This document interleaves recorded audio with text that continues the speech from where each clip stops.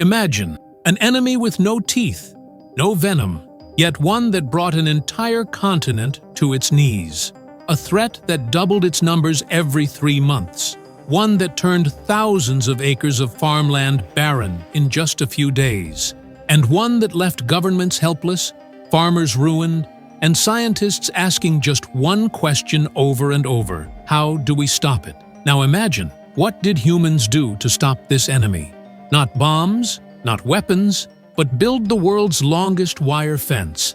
A fence that cuts through the desert, stretching thousands of kilometers. So long that if you placed it in India, it would run from Kashmir to Kanyakumari and still have length left over. But the story doesn't end there, because the fence that was seen as the solution to this disaster later turned into a new and dangerous problem itself. This fence didn't just stop animals, it split the whole of Australia into 2 parts. One side, where nature is free, the other side, where human law rules. So the question is, what exactly happened that forced Australia to build this wall? How did the devastation start with just 24 animals? And did the world's longest fence actually succeed? Today's story is about the rabbit plague and the Dingo Fence, a story where humans and nature stand face to face. The year was 1859, and no one could have dreamed that a small hobby would turn into the biggest disaster in Australia's entire history.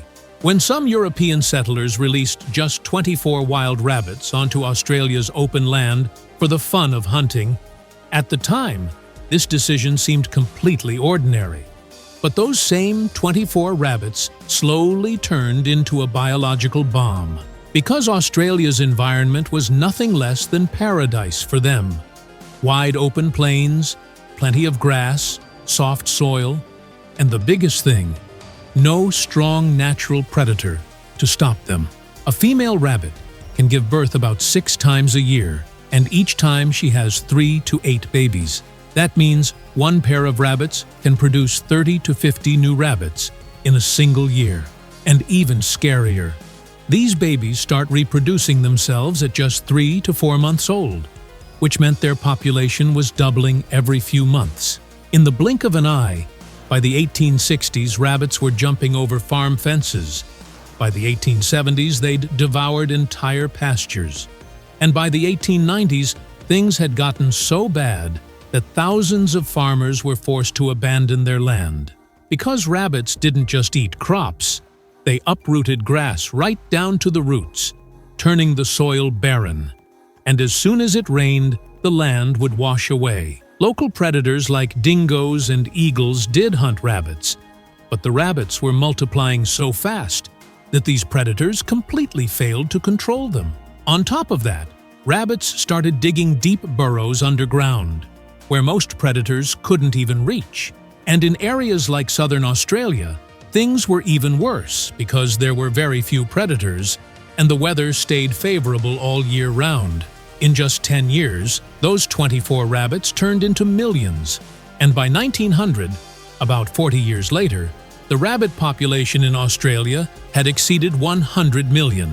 Historians and scientists today consider this Australia's most dangerous ecological disaster, because this one mistake shook agriculture, the environment, and the entire economy to their core. And this is where the battle between humans and nature began, the one that eventually gave birth to the world's longest wire fence. By the 1890s, things had completely spiraled out of control, and the Australian government was left with just one question: how do we stop these rabbits? Because the fields were devastated, pastures were turning barren, and every year crops worth millions were being wiped out. The government first tried the easy routes.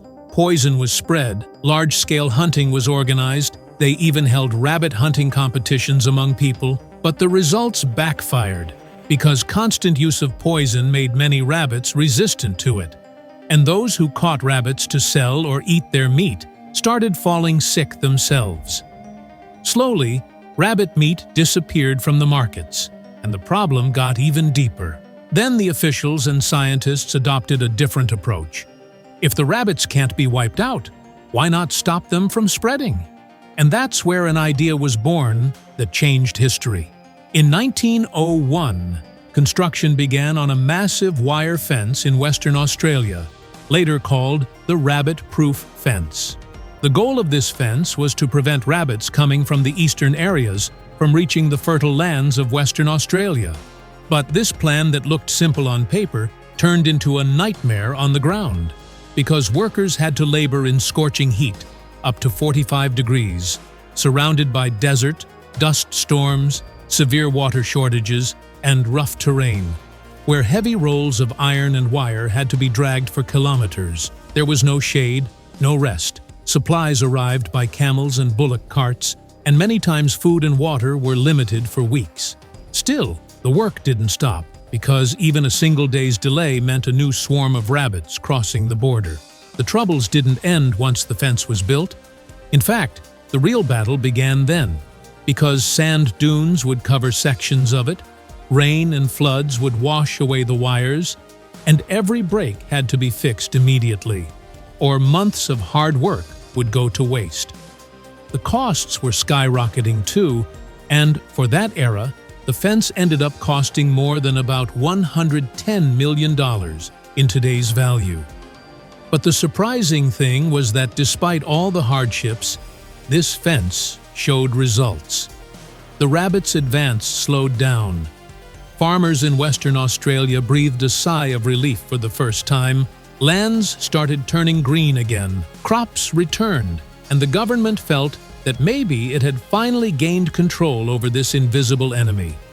Though this was only half the truth of the story. The fence built against the rabbits solved one problem to some extent, but during that same time, Australian farmers faced a new and far more dangerous enemy: dingoes, Australia's wild dogs that would attack sheep and cattle in the darkness of night, and in just a few years had caused losses worth millions to the wool and livestock industry. Things got so bad that the government realized if the dingoes weren't stopped, the country's biggest rural economy would completely collapse. And that's where the idea was born that drew a straight but controversial line on Australia's map: the Dingo Fence, which is considered today the longest man-made fence in the world. In the early 1900s, it was redesigned, and slowly its length grew to more than 5,600 kilometers. So long that if you placed it in India, it would reach from Kashmir to Kanyakumari, and then turn back, cutting through half of India again. This fence passes through Australia's most desolate and harsh areas: deserts, bushes, rocky terrain, and places where you don't see a human face for months. But the real story isn't just about its length, but its impact, because this fence truly split Australia into two different worlds. North and west of the fence, dingoes roam freely, and the ecosystem there is more balanced, because dingoes keep smaller predators like foxes and feral cats under control. While south and east of the fence, dingoes have been almost wiped out, and there those smaller predators have gone out of control, putting many native species in danger. But on the other hand, this same area is the center of sheep farming and agriculture. And for farmers, this fence has become the shield of their lives. Because if dingoes got in here, their entire business could be wiped out in a single season. By 1950, this fence was no longer just a structure. Scientists gave it the name Dingo Line. And even today, maintaining it is an ongoing battle where teams called fence runners drive hundreds of kilometers every day to fix broken sections, check gates, and monitor electric wires. Still, this fence remains a topic of debate to this day. Was it humanity's victory, or a forced compromise with nature? Because the truth is that this one line of wires didn't just divide Australia geographically, but ideologically as well. So the question is still the same. Was this fence humanity's greatest victory, or the most expensive war fought with nature? On one side, farmers' livelihoods; on the other, the entire ecosystem. And standing between them is a thousands of kilometers long line of wires. Even today, this fence divides Australia into two different worlds, where on one side humans are safe, and on the other, nature is free. Now the decision is in your hands. Do you see it as a solution or a warning? If you like these mysterious and true stories, then like the video, subscribe to the channel, and we'll meet in the next story.